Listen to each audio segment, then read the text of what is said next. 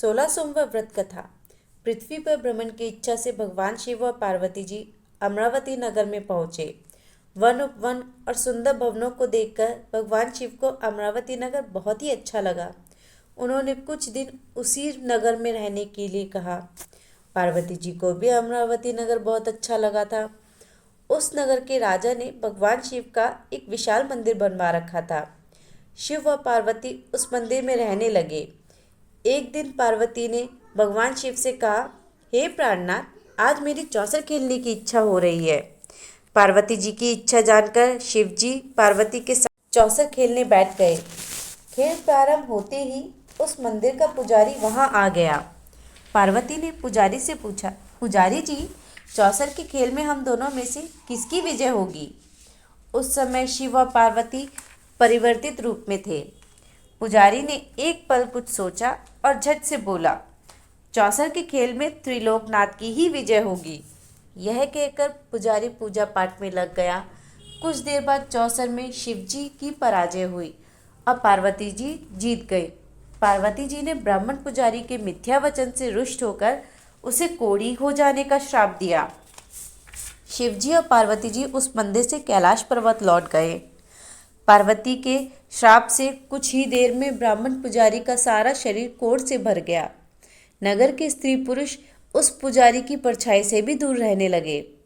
कुछ लोगों ने राजा से पुजारी के कोढ़ी हो जाने की शिकायत की, तो राजा ने किसी पाप के कारण पुजारी के कोढ़ी हो जाने का विचार कर उसे मंदिर से निकलवा दिया। उसकी जगह दूसरे ब्राह्मण को पुजारी बना दिया। कोढ़ी पुजारी मंदिर के बाहर बैठकर भिक्षा मांगने लगा। कई दिन बाद स्वर्गलोक की कुछ अप्सराएं उस मंदिर में भगवान शिव की पूजा करने आईं। कोढ़ी पुजारी पर उनको बहुत दया आई। उन्होंने पुजारी से उस भयंकर कोढ़ के बारे में पूछा। पुजारी ने उन्हें भगवान शिव और पार्वती जी के चौसर खेलने और पार्वती जी के श्राप देने की सारी कहानी सुनाई। श्राप की कहानी सुनकर अप्सराओं ने पुजारी से कहा कि तुम 16 सोमवार का विधिवत व्रत करो। तुम्हारे सभी कष्ट, रोग, विकार शीघ्र ही नष्ट हो जाएंगे। पुजारी द्वारा पूजन विधि पूछने पर अप्सराओं ने कहा, सोमवार के दिन सूर्योदय से पहले उठकर स्नान आदि से निवृत्त होकर स्वच्छ वस्त्र पहनकर आधा सेर गेहूं का आटा लेकर उसके 3 अंग बनाना है। फिर घी का दीपक जलाकर गुड़, नैवेद्य, बेलपत्र, चंदन, अक्षत, फूल, पुंगी फल, जनेऊ का जोड़ा लेकर प्रदोष काल में भगवान शिव का पूजा आराधना करना है।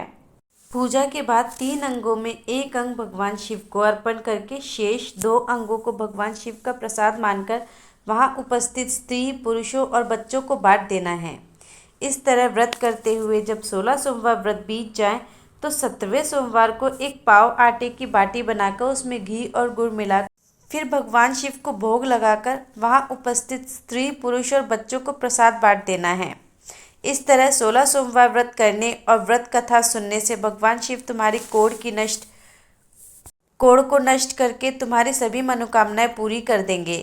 इतना कहकर अप्सराएं स्वर्गलोक को चली गईं।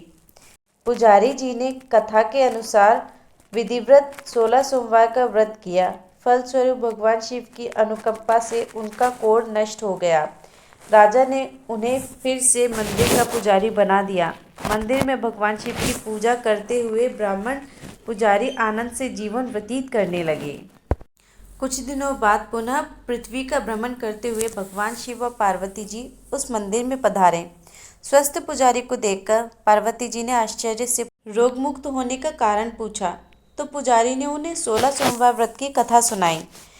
पार्वती जी भी व्रत की बात सुनकर बहुत प्रसन्न हुई और उन्होंने पुजारी से इसकी विधि पूछकर स्वयं 16 सोमवार का व्रत प्रारंभ किया। पार्वती जी उन दिनों अपने पुत्र कार्तिकेय के नाराज होकर दूर चले जाने से बहुत चिंतित रहने लगी। वे कार्तिकेय को लौटा लाने के अनेक उपाय कर चुकी थी, लेकिन कार्तिकेय लौटकर उनके पास नहीं आ रहे थे। 16 सोमवार का व्रत करते हुए पार्वती ने भगवान शिव से कार्तिकेय के लौटने की मनोकामना की। व्रत संपन्न के तीसरे दिन सचमुच कार्तिकेय वापस लौट आए। कार्तिकेय ने अपने हृदय परिवर्तन के संबंध में पार्वती जी से पूछा, हे माता, आपने ऐसा कौन सा उपाय किया था जिससे मेरा क्रोध नष्ट ही हो गया और मैं वापस लौट आया। तब पार्वती जी ने कार्तिकेय को 16 सोमवार के व्रत की कथा सुनाई। भगवान शिव की अनुकंपा से उनके जीवन में सुख ही सुख भर गया।